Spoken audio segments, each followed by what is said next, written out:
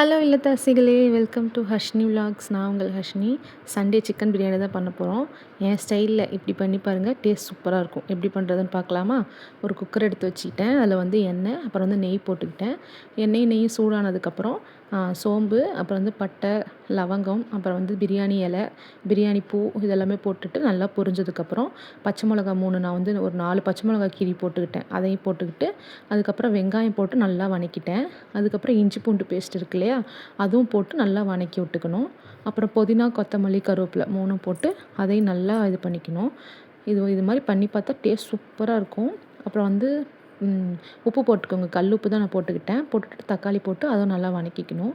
தக்காளி நல்லா வதங்கினதுக்கப்புறம் நான் வந்து பிரியாணி மசாலா, அப்புறம் வந்து சிக்கன் மசாலா, அப்புறம் வந்து ரெட் சில்லி பவுடர், அப்புறம் வந்து குழம்பு மிளகாய் தூள், அப்புறம் வந்து கறி மசாலா இதெல்லாமே போட்டு நல்லா வதக்கிட்டேன். நல்லா கிரேவி மாதிரி சாந்து மாதிரி நல்லா வரணும்.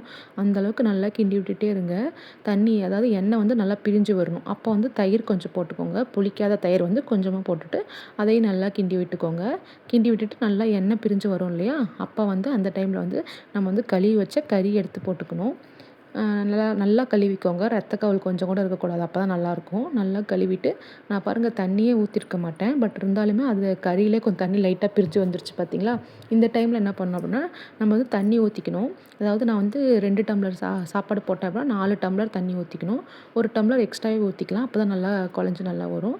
நான் 5 டம்ளர் தண்ணி ஊற்றிக்கிட்டேன். சைடில் வந்து பார்த்திங்கன்னா சிக்கன் 65க்கு அப்படியே பெரட்டி வச்சுட்டேன். என்னென்ன போட்டேன் பார்த்திங்கன்னா, சரவணா சில்லி பவுடர், அப்புறம் வந்து கடல மாவு கொஞ்சம் போட்டுக்கிட்டேன். அப்புறம் வந்து சோள மாவு கொஞ்சம், அரிசி மாவு கொஞ்சம் போட்டுக்கிட்டு அதுக்கப்புறம் வந்து ஒரு முட்டையை வந்து உடச்சி ஊற்றிக்கோங்க. உடச்சி ஊற்றினா தான் கொஞ்சம் கிறிஸ்பாக நல்லா வருங்கிறதுக்காக முட்டை ஒன்று உடச்சி ஊற்றிட்டேன். அதுக்கப்புறம் தண்ணி ஊற்றி நல்லா கிரேவிமாக கெட்டியாக பிசைச்சிக்கணும். பிசைஞ்சதுக்கப்புறம் நம்ம சில்லி வந்து அதாவது சிக்கன் வந்து கொஞ்சம் எடுத்து வச்சுருந்தேன். அந்த சிக்கன் வந்து கொஞ்சம் கொஞ்சம் குட்டி குட்டியாக கட் பண்ணி அதையும் போட்டுக்கிட்டேன்.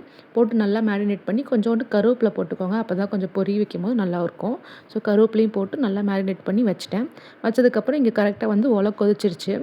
ஸோ வந்து கொதிக்கும்போது இந்த ஊற வச்ச அரிசி எடுத்து அதிலே போட்டுக்கணும். நல்லா கொதிக்கணும். அப்போ தான் அரிசி போட்டால் தான் நல்லாயிருக்கும். அதே மாதிரி அரிசி போட்டு அதை நல்லா கொதி விடணும்.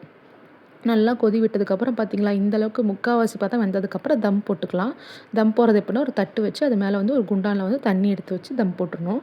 இந்த பக்கம் நான் வந்து எண்ணெய் சூடு பண்ணி சில்லி அப்படியே பொரிக்கலான்னு சொல்லிட்டு சில்லி பொரிச்சிட்டேன். எண்ணெய் காஞ்சதுக்கப்புறம் சும்மா கொஞ்சம் போட்டு பார்த்துட்டு எண்ணெய் நல்லா சூடானதுக்கப்புறம் சில்லி கொஞ்சம் பொரித்து அதையும் எடுத்து வச்சுக்கிட்டேன். எடுத்தோன்னே நீங்கள் வந்து ஃபோர்க்கில் தான் குத்தணும். எடுத்தோன்னே இதில் கரண்டியில் குத்துனீங்கன்னா கொஞ்சம் இதாகிடும். ஸோ ஃபோர்க்கில் குத்தி அதை கிளறி விட்டுட்டு நல்லா வெந்ததுக்கப்புறம் கரண்டியில் எடுத்து வச்சிட்டோம்னா நல்லாயிருக்கும். டேஸ்ட்டு சூப்பராக இருந்துச்சு. அப்புறம் பிரியாணி வந்து தம் வந்து ஒரு 10 நிமிஷம் வச்சா போதும். இந்த மாதிரி தண்ணியாக வந்திருக்கு பார்த்தீங்களா, இந்த டைம்லேயே வந்து எடுத்துடணும். எடுத்துகிட்டு கிண்டி விட்டோம்னா டேஸ்ட்டு சூப்பராக இருக்கும். இந்த மாதிரி கண்டிப்பாக ட்ரை பண்ணி பாருங்கள். டேஸ்ட் நல்லா இருந்துச்சு. நீங்களும் கண்டிப்பாக ட்ரை பண்ணுங்கள். டேஸ்ட் சூப்பராக இருக்கும். நல்லா இது பண்ணதுக்கப்புறம் கொஞ்சம் நல்லா தம் போட்ட மாதிரி இன்னொரு அப்படியே இது பண்ணி மூடி வச்சிடணும். ஒரு 10 நிமிஷம் ஆஃப் பண்ணிட்டு ஒரு 10 நிமிஷம் அப்படியே புழுங்க விட்டுட்டோம்னா சூப்பராக இருக்கும். தம் எடுத்துகிட்டு அடுப்பையும் ஆஃப் பண்ணிக்கணும். ஆஃப் பண்ணிட்டு அப்படியே இது பண்ணிக்கணும். டேஸ்ட் வந்து நல்லா இருந்துச்சு.